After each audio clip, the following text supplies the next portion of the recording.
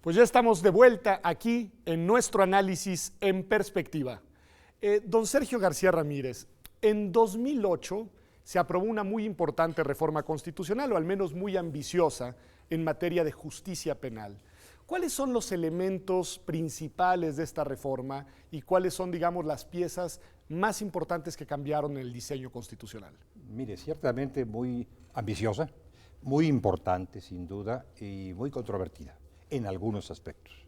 En otros creo yo que ha sido recibida bien, ha sido aplaudida la reforma en sus aspectos medulares, sustanciales, porque se trata de generar un cambio relevante en materia de enjuiciamiento penal, un cambio que fortalezca los derechos del inculpado, que favorezca también los derechos y las garantías de la víctima, en esto se ha puesto un acento particular, y mejore la impartición de justicia, la saque un poco de la sombra en la que generalmente se ha visto envuelta, tradicionalmente se ha visto envuelta en un ambiente de sombra y de interrogante, y la ponga a la luz del público.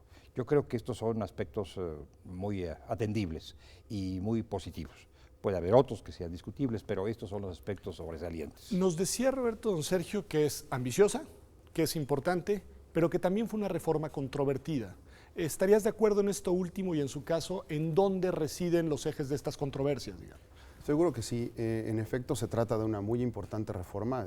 Viene a marcar un antes y un después en la forma de ver el sistema de enjuiciamiento criminal en México, pero efectivamente vino acompañada de otras cuestiones que no han sido, cuando menos de forma homogénea, vistas con buenos ojos. Me refiero al esquema colateral o al sistema de excepción que tiene que ver con el tratamiento, con la persecución, el enjuiciamiento y la sanción de la delincuencia organizada. A la par de que entraron estos esquemas del nuevo sistema, pues bueno, si vienen a restringir otros tantos derechos, principios en definitiva, que le dan forma. A ver, si entiendo bien esto, don Sergio, que nos dice Roberto, parecería que por un lado, por lo que usted escribía, la reforma está orientada al fortalecimiento de los derechos y en este sentido sería una reforma progresista y en sintonía con los cambios que se han dado en el país en clave de derechos humanos. Pero por el otro lado nos dice Roberto que hay otra dimensión de la reforma que camina en sentido contrario. ¿Sería así? ¿Cómo explicar esta contradicción y sobre todo cómo lidiar con ella? Yo coincido totalmente con lo que ha dicho el maestro, desde luego, en este momento. Es que esta reforma ha generado, en el peldaño constitucional, un doble sistema penal. Traíamos un solo sistema penal para cualesquiera delitos y para cualesquiera infractores, para cualesquiera enjuiciamientos.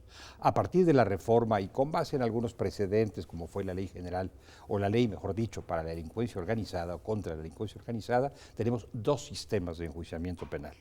Uno de garantías amplias, de derechos amplios, hablo en términos muy generales, y otro de garantías o derechos reducidos, que es el referente a la delincuencia organizada y a otros supuestos o a otras hipótesis aledañas a la delincuencia organizada. Entonces tenemos dos sistemas de enjuiciamiento penal y esto no existía, al menos en el peldaño constitucional, antes de la reforma de 2008. Impresionante, porque son dos sistemas que coexisten y que además entraron a la Constitución en la misma fecha. Ahora, hay un punto que es importante, Roberto, pues ver cuando uno mira las transformaciones institucionales, es que las normas constitucionales son muy importantes, sin duda, son el marco general, pero son solo eso, es decir, después hace falta bajar la reforma a la dimensión de la legislación secundaria, de las constituciones y de las leyes locales, e incluso a nivel federal, y luego crear las políticas públicas para que estas normas se vuelvan en realidades. ¿Cómo vamos? ¿Cómo se diseñó? ¿Qué se pensó? ¿Cuál fue, digamos, el programa de implementación de esta reforma? Bueno, en primer lugar, hablando otra vez dentro del esquema de la excepción, se fue un poco al revés. Primero surgió allá el 7 de noviembre del 96 la Ley Federal contra la Delincuencia Organizada y en esta reforma pues se suben, digamos, al texto constitucional algunas cuestiones que ya estaban previstas en la propia Ley Federal.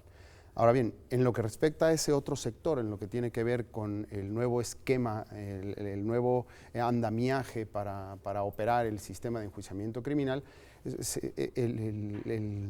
la recepción por parte de los estados de la República ha sido ciertamente muy paulatina.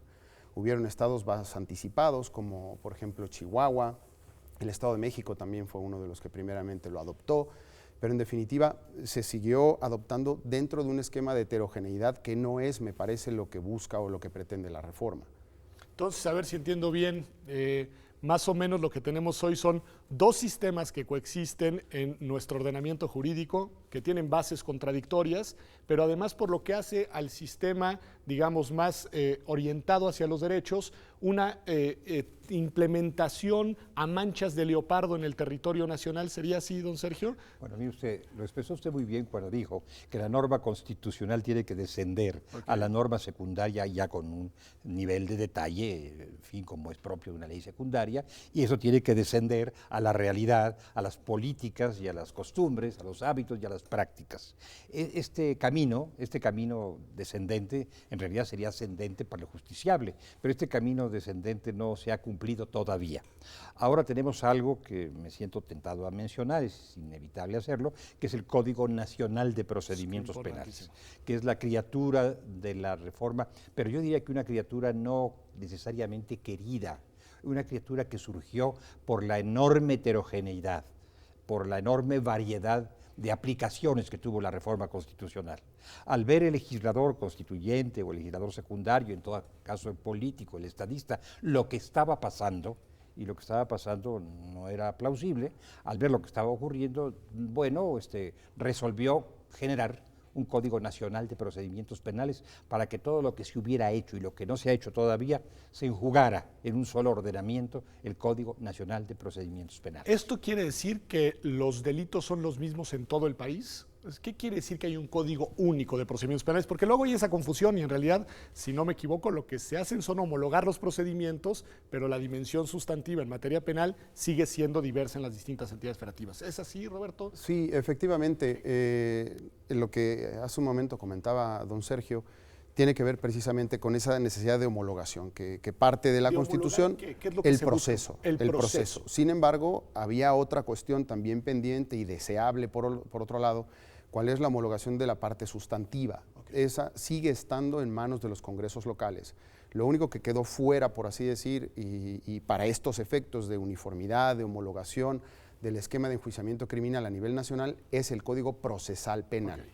Entonces, no tenemos un código penal único, esos códigos penales siguen siendo distintos en las diferentes entidades federativas, pero ahora el proceso penal, el desahogo de los procesos penales deberá seguir unas reglas iguales en todo el territorio nacional. Ese sería, tropezando en el camino con esta diversidad penal sustantiva, porque lo que debiéramos tener es un ordenamiento penal abarcando lo sustantivo, lo procesal y lo ejecutivo de una manera congruente, totalizadora. Y no lo tenemos.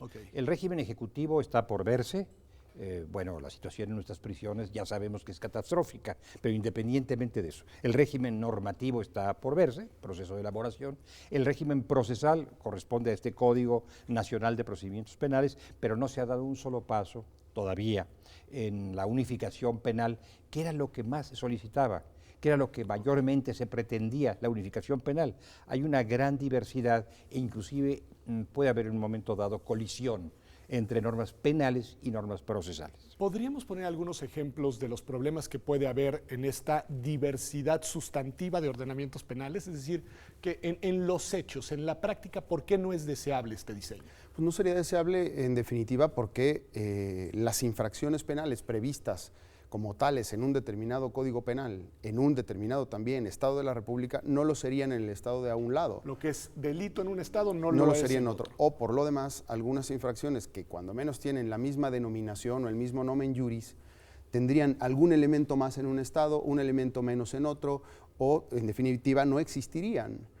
En realidad yo creo que ya se han venido dando algunos pasos en materia de homologación sustantiva, aunque particularmente en sectores de la criminalidad en donde el Estado ha tenido una particular necesidad de intervención, por ejemplo en el secuestro, a través de la ley general, que también parte de la base va homologando que también plantea la Constitución, sí homologa ya la previsión típica de este delito para todo el territorio nacional.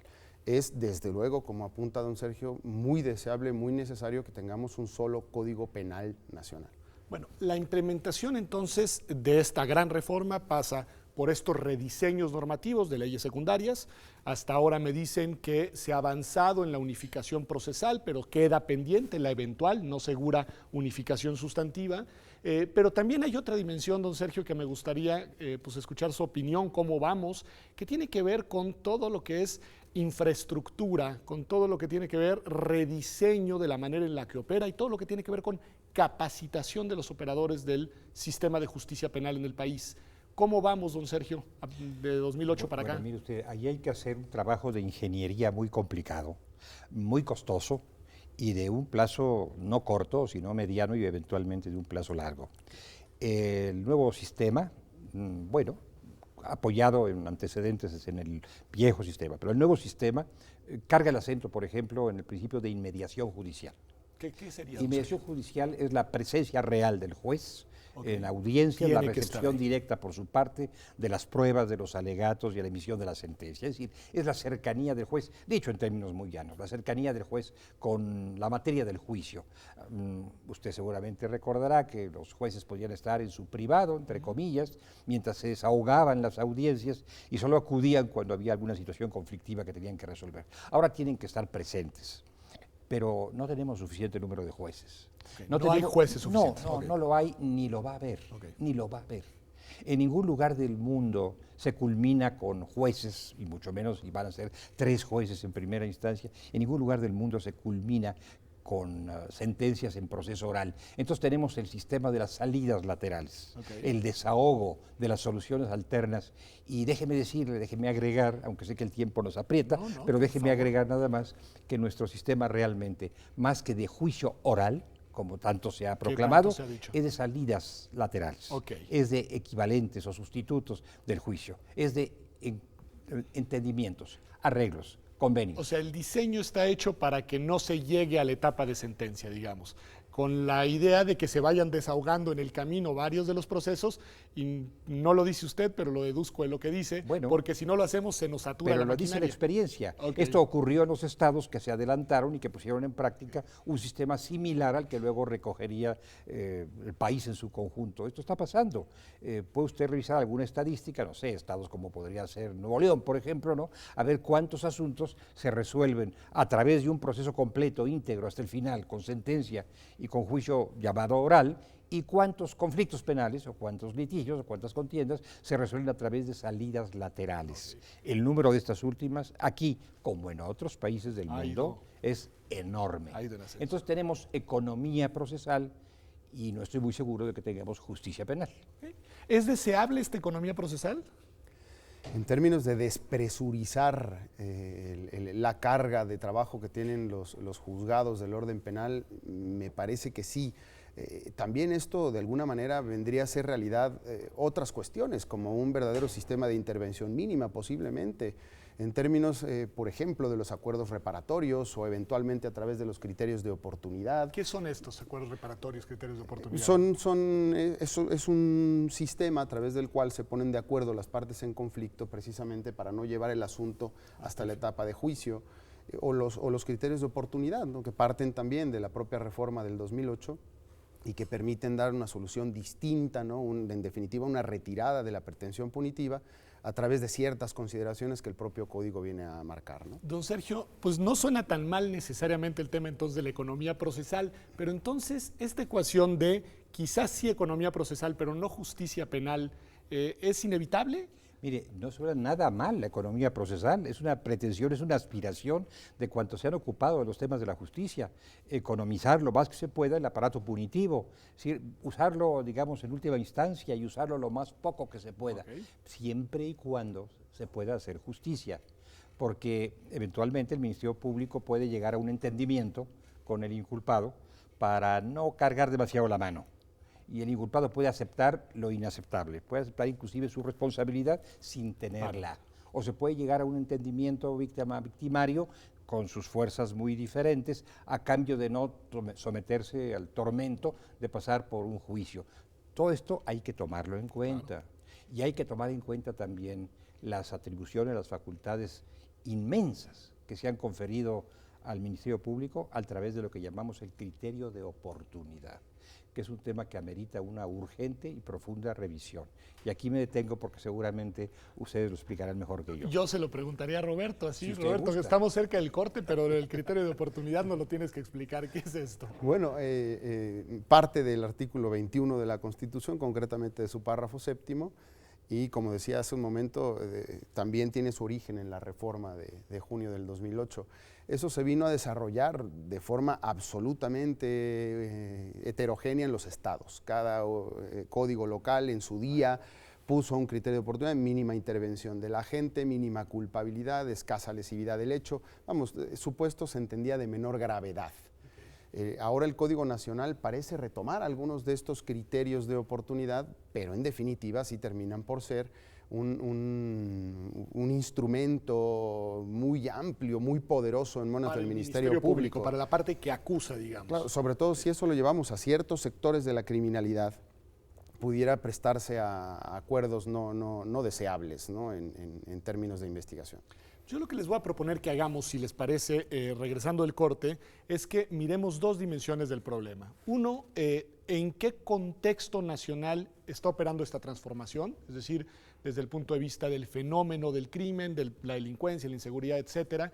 Y dos, algo que me parece muy importante y que creo que es una responsabilidad en un espacio como este, la universidad, que es reflexionar qué estamos haciendo en la formación de los abogados del presente y del futuro en este tema tan delicado. Es decir, si la universidad y los espacios de formación estamos haciendo la tarea para poder contribuir a que estas transformaciones estén acompañadas con un cambio en la cultura del funcionamiento de los abogados. Pero para eso... Si quiere internarnos en esos laberintos, pues acepto la invitación, lleno de temor. Pues ahí entraremos, pero después de un corte. Bueno, estamos acá en Observatorio. Quédese con nosotros. Estamos hablando de este tema importantísimo, la reforma penal y su implementación en el país. Volvemos en unos minutos. Quédese acá.